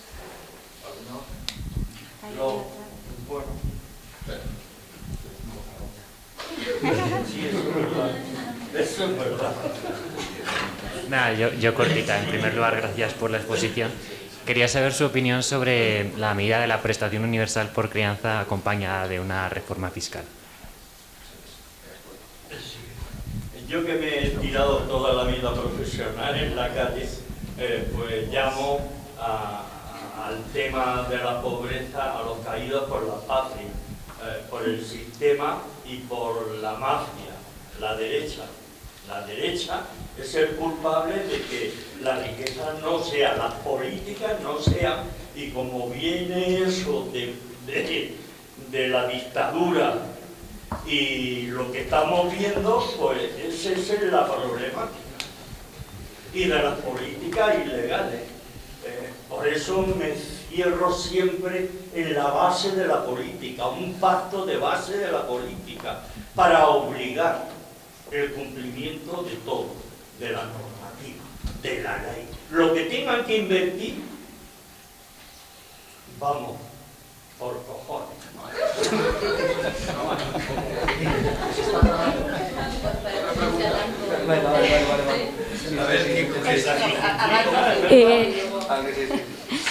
No, yo simplemente añadir también una cosa, que es algo que a veces no cuidamos mucho, y el tema de la salud mental, que ahora hablábamos mucho y demás, pero también la importancia de garantizar esa atención desde los centros educativos, porque además, o sea, los docentes nos enfrentamos a situaciones para las que desde luego no tenemos formación y vemos eso. O sea, yo antes comentaba la importancia de que los servicios sociales incidieran. Ahora Carlos ha dicho los pobres también quieren a sus hijos, por supuesto, yo no lo pongo en ninguna duda, pero hay casos en los que vemos situaciones que los niños no están bien, a lo mejor porque los padres, yo qué sé, tenemos por ejemplo en mi centro muchos casos de drogas y demás, y son situaciones que los mismos padres necesitarían esa ayuda de salud mental y no pueden acceder a ella. No pueden acceder a ella. Y entonces, pues, los niños, es que los estás viendo. Yo tengo alumnos con 5 o 6 años que digo, es que es un caso perdido. Y te está dando mucha pena pues eso, dejar que ese crío vaya a su casa y a veces no tenemos esa herramienta. Y ya está. Bueno, y apuntar que lo de los comedores escolares también. Por ejemplo, en la región de Murcia, solo el 2% de la familia tiene acceso, o sea, 2 de cada 100 niños. Entonces, también ver si a nivel nacional se puede hacer algo para garantizar que en todas las comunidades autónomas pues, tengamos igualdad de oportunidades. Pues si queréis, como han salido varias cosas, vais respondiendo a la que veáis. Yo empiezo así con un refrito. Hay cosas hay respuestas que creo que aplican a varias preguntas, entonces voy a intentar hacer un poco así el tal. Creo que uno de los temas a veces que es complicado cuando hablamos de pobreza es que hay que pensar en 2 niveles, ¿no? Por una parte tenemos las situaciones extremas, el señor de las tragaperras o estas familias quizás con problemas de drogodependencias o problemas de salud mental, que son situaciones muy extremas y que requieren soluciones que van mucho más allá de que yo te haga una transferencia de ingreso mínimo vital, ¿no? Pero luego también, y estos casos son, yo creo que como que claman al cielo y son muy a menudo la imagen que tenemos cuando pensamos en pobreza, y está muy bien, pero también os invito a todos a pensar un poco que si pensamos en nuestro país, casi 1 de cada 3 niños crecen en pobreza, según las estadísticas. Este 30% no viven todos en familias disfuncionales, ¿sí? Entonces, si queremos reducir pobreza infantil, no solo tenemos que pensar en esto, tenemos también que pensar en la capa de arriba, que ahora mismo, por ejemplo, para una madre, pensad, una madre soltera con 2 niños, la línea de pobreza está aproximadamente unos 17.000 euros al año, algo un poquito más, ¿vale? El INE lo sabe exacto, pero la última vez que lo miré. Entonces, si pensáis, ¿qué se puede hacer con 2 niños y 17.000 euros? Pagando alquiler, poco, pero no es una familia disfuncional. Esto probablemente es una mujer con un empleo, con 2 trabajos, según cómo, ¿sí? Y que tiene dificultades para tal. Entonces creo que es importante tener en mente los 2 cuando hablamos de políticas de pobreza infantil. Y que obviamente solucionar el problema de las tragaperras o de las dificultades requiere intervención en salud, requiere otro tipo de intervenciones que también tienen que estar, ¿no? Luego, del tema de inmigración, han salido como 2 preguntas y, de nuevo, dos temas distintos, ¿no? Tenemos un problema de inmigración irregular que tenemos que ver cómo gestionamos, porque ahí estamos generando bolsas de pobreza que es verdad que no conocemos, no salen en las encuestas y sabemos que son las formas más extremas. Pero también tenemos un problema más a lo largo, ¿no? Y hay un estudio también, el mismo estudio que han citado antes Lucas sobre intergeneracional de Sara y John, también tienen una sección de migrantes y hablan de la cantidad de niños migrantes, de niños españoles que hace 3 generaciones sus abuelos eran migrantes y que ellos siguen siendo pobres. O sea, si mis abuelos eran migrantes, mi probabilidad de pobreza aumenta un montón. Entonces, no solo tenemos un problema relacionado con el ser irregular y ahora yo tengo un acceso limitado al mercado de trabajo, sino que tenemos un problema de integración de poblaciones que no puede ser que mis padres hayan nacido aquí, yo haya nacido aquí y yo siga teniendo un riesgo mayor de pobreza, o un riesgo tan grande además, ¿no? Entonces, de nuevo, son 2 problemas a gestionar, ¿no? Tenemos que ver cómo gestionamos la regulación, pero también cómo hacemos para que la gente que crece aquí tenga una garantía de derechos, ¿no? Y en términos de qué tipo de ayuda reciben migrantes y niños, una familia migrante, si está aquí de manera regular, va a recibir las mismas ayudas según sus ingresos que una familia no migrante. Y si tienen niños, pues... Es que es muy común atribuir que este migrante cobra 900 euros por tener 2 hijos. Pero no existe, no hay ninguna familia en España que cobre 900 euros por tener 2 hijos, a no ser que sean unas discapacidades muy complejas, ¿no? que entonces no sé si los 900 euros... Sí, además las ayudas por moverse se calculan según ingreso y según número de niños, por lo cual ahí la diferencia de ser migrante o no migrante, rubio, moreno, un ojo azul y otro verde va a ser exactamente la misma. Os dejo el resto, Sí, que es fácil, ¿no? es que lo que has dicho es así, ¿no? Y hay que tener en cuenta que por la población inmigrante hay una gran parte de la población inmigrante que no tiene acceso a determinado tipo de ayudas y apoyos, toda la que está en situación irregular. Y ojo, y no es porque no tengan capacidades para trabajar, es que las tenemos en situación irregular. También hay que ver, y en esto es una parte positiva, dependiendo de la misma ley de inmigración que tenemos, dependiendo de cómo se aplique, ¿no? Tiene unos resultados u otros, y en estos momentos se está viendo un proceso donde la gente está entrando más rápidamente a sistemas de regularización, y si no hemos cambiado la ley, no simplemente le hemos empezado a dar un poco más rápido a esa misma ley. Con respecto a eso, me he preguntado antes sobre la ILP, yo siempre digo, aquí en España hubiese sido necesario que 20 años atrás se hubiesen nacido 500.000 niños más, ¿no? Y demás. O bien que en este año naciesen ya 500.000 niños con 20 años, que menudo parto, ¿no? Y demás, ¿no? Pero es que resulta que los tenemos. Es que esos 500.000 están aquí. Lo que tenemos que hacer es regularizarlos y que se pongan a trabajar, ¿no? Y que se pongan a actuar. Por lo tanto, eso lo podemos hacer. El tema de la limosna, yo personalmente no lo llevo muy bien, el tema de la limosna, pero hay una cosa importante. Primero, cuando hablamos, por ejemplo, de personas sin hogar, que suelen ser las que vemos en las calles, estamos hablando de una cosa preocupante, es la peor de las situaciones de pobreza. Estamos hablando de 30.000 personas, 30 y tantas mil personas en España, ¿no? Aproximadamente, ¿no? Cuando hablamos de pobreza relativa, estamos hablando de casi 12 millones. Es decir, que esos 12 millones no están pidiendo en la puerta de la iglesia. Están viviendo en sus casas y están haciendo economías y están viviendo como buenamente pueden. Además, la gente no suele presumir de que es pobre. La pobreza se oculta. Y lo que hace la persona en pobreza es esconderse. Por eso es especialmente importante. Y luego no confundamos, claro, no tenemos, como se ha dicho antes, 12 millones de los 12 millones no tenemos a 6 millones de hogares de drogadictos, ¿no? Eso es más que evidente, afortunadamente, ¿no? En ese aspecto. Es decir, no confundamos lo que son medidas contra la pobreza, en las situaciones de trato de la pobreza, con lo que son otro tipo de medidas que tienen que ver con tema de salud mental, con tema de estupefacientes o lo que sea, que tiene que ver más con el sistema sanitario, ¿no? Una cuestión se ha mencionado a Cáritas. Cuidado con los estereotipos. Cáritas no es la Cáritas de hace 60 años, ¿no? Y Cáritas en este momento tiene unos programas y unos proyectos de integración sociolaboral impresionantes, ¿no? Y es uno de los motores que tenemos en estos momentos, con empresas de inserción, centros especiales de empleo. En el proceso de reciclaje está muy metida, o sea, verdaderamente se están haciendo cosas especialmente importantes. Cáritas y otras muchas entidades sociales, ¿no? Sobre el tema de salud mental, yo creo que se ha comentado y no voy a entrar más ahí. Luego, una cuestión sí importante, ¿no? Vuelvo a decir, lo del tema de la población inmigrante, lo del tema de los recursos, este bulo que siempre se dice. El País Vasco tenía en torno a un 8 o 9% de población migrante. Andalucía tenía prácticamente un poquito más. No tenía mucho más. Ahora es verdad que está llegando algo más, pero no tenía mucho más. Y la diferencia entre prestaciones en Andalucía y en el País Vasco es como un huevo, una castaña. O sea, no se parecen absolutamente nada. El País Vasco las ayudas son mucho más. No se han ido toda la población inmigrante al País Vasco. Y todos los pobres de España no se han ido todos corriendo al País Vasco y a Navarra. Es decir, no hay esos efectos llamada que se dicen por pérdida de prestaciones. Tiene que ver con otras cosas mucho más serias que esto.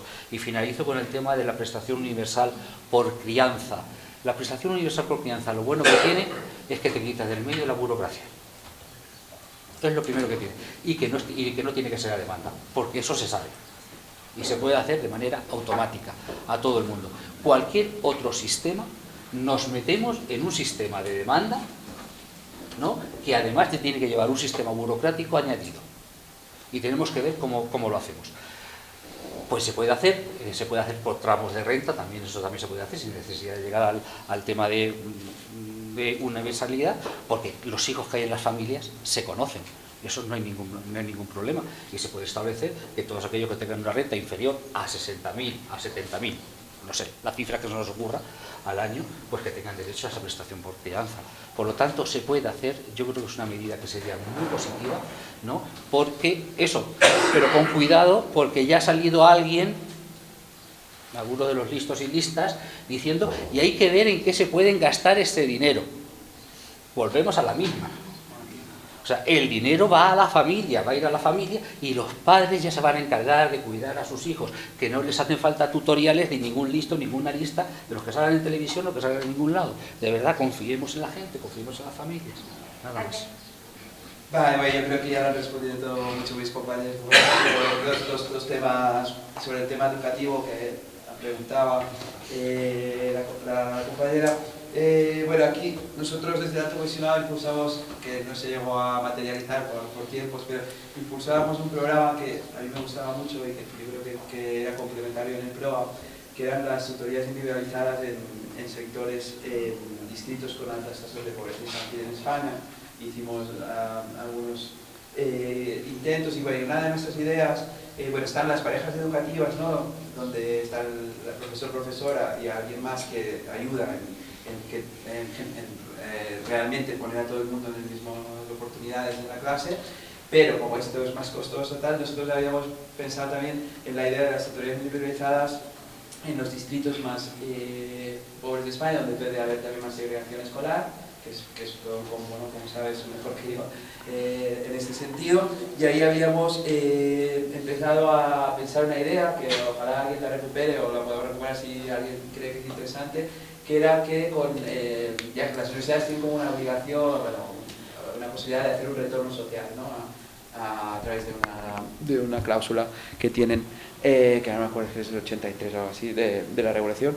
Y en esa nosotros habíamos intentado que los estudiantes de magisterio de las universidades pudieran hacer tutorías individualizadas en entornos complejos como unos créditos de la carrera, por tanto tendría un coste cero porque se financiaría a través de, o sea, las universidades podían pagar también, pero digo, se financiaría a través de créditos y además garantizaría también romper algunas otras cosas que hay sobre, que no quiero culpar ni mucho menos a los profesores, pero que se ha visto, ¿no? Por otros temas condicionantes, estructurales, etcétera, del sesgo del profesor, que hace poco se ha publicado un experimento sobre el tema en España, sobre el sesgo sobre temas de pobreza en la clase, etc., ¿no? Y eso es una de las políticas que habíamos planteado. Y bueno, y ya para mojarme un poco en el tema de la prestación universal, yo creo que ahora, bueno, yo creo que tenemos que tener en cuenta de dónde veníamos, ¿no? O sea, llevábamos como casi 2 décadas, de 18 años, con negacionismo, con políticas de transferencias de rentas congeladas y que habían perdido poder adquisitivo, ¿no? Eso es de donde veníamos hasta 2018, ¿no? Ese es el contexto que había. Luego, en 2018 se hace un primer incremento de la prestación por hijo a cargo y ahora se sube ese 300% la cuantía, etc. ¿Qué mecanismo yo creo que es viable ahora mismo a nivel de esto, de intentar universalizar las prestaciones? Es la extensión del mínimo por descendientes, que es una cosa que ya existe y por lo tanto y que tiene una cierta automatización, como decía Carlos, que es lo que yo creo que es más viable porque es una cosa que existe y se puede negociar mejor, por así decirlo, con los decisores, y manteniendo en este caso el complemento para la infancia para dar ese toque de universalismo focalizado que decíamos al principio, y habría que ver ahí cómo se ajustan las cuantías, pero yo creo que la solución viable ahora mismo políticamente es esta. La otra es discutible, pero yo creo que la viable es esta. Solo por completar lo del programa de mentorías y tutorías individualizadas, es un programa que lleva 20 años evaluándose en Chicago. Se aplica a los perfiles de mayor riesgo de abandono escolar, es decir, con los perfiles de más alto riesgo se ha mostrado altamente efectivo, es decir, tenemos evidencias de políticas que funcionan, que son baratas de implementar y cuyos resultados son enormes, incluso para los perfiles con peores condiciones. Sobre todo por su desconexión con la escuela, que muchas veces sí, no era tanto que no pudieran seguir las materias, sino que están totalmente mentalmente desconectados, su familia también de la escuela. Bueno, antes de acabar, quiero agradecer, hemos agradecido a los organizadores, a los coordinadores, a los patrocinadores, si no lo hemos agradecido les agradecemos. Quiero agradecer también a la gente de la organización que hace que la experiencia, tanto para los estudiantes como para las personas que estamos aquí, sea agradable, sea fácil. Así que voy a pedir un aplauso porque siempre nos olvidamos de la gente.